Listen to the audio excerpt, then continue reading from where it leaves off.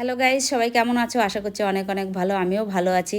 সকালবেলা একটা তোমাদের আমি প্রশ্ন জিজ্ঞাসা করেছিলাম, আমি কতগুলো উপকরণ দিয়েছিলাম, জিজ্ঞাসা করেছিলাম এটা দিয়ে কি বানাবো। একজনই সঠিক উত্তর দিয়েছে, বাদবাকিরা কেউ কোনো কমেন্ট করেনি। যাই হোক, আমিই বলে দিচ্ছি, আজকের আমি বানাচ্ছি এগ চিকেন রোল।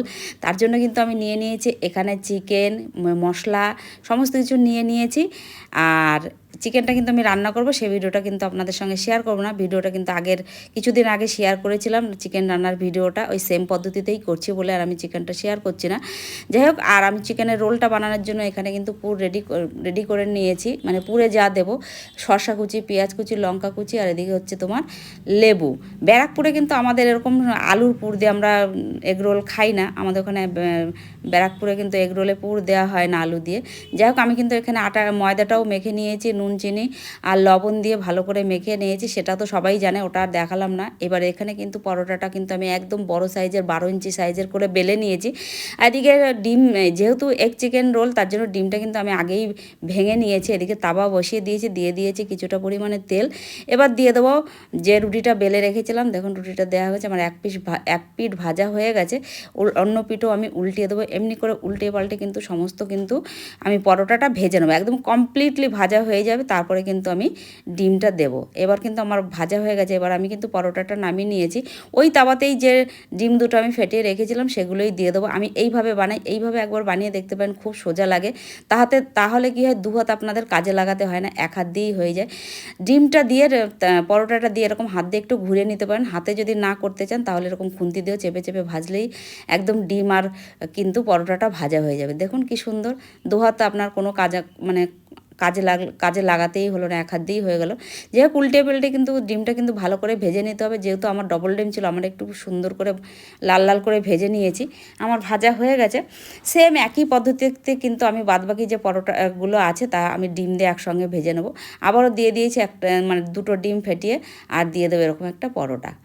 আগে কিন্তু আমি পরোটাগুলো ভেজে রাখিনি, একটা একটা করে পরোটা ভাজছি, আর একটা একটা করে কিন্তু আমি ডিমের সঙ্গে এটা একসঙ্গে ভেজে নিচ্ছি।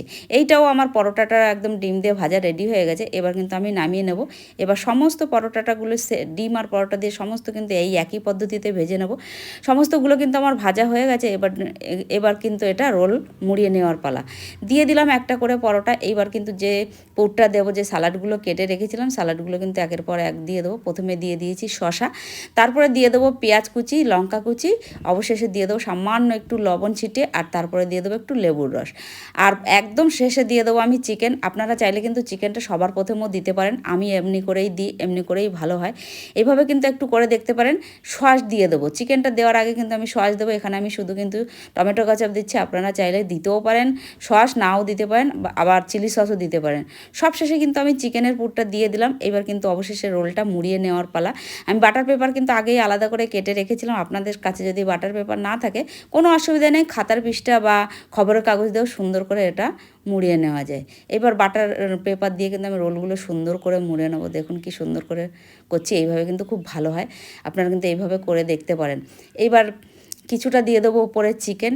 এই সেম পদ্ধতিতে কিন্তু আমি যে কটা পরোটা করেছিলাম সমস্ত পরোটাগুলো কিন্তু আমি রোল করে নেব।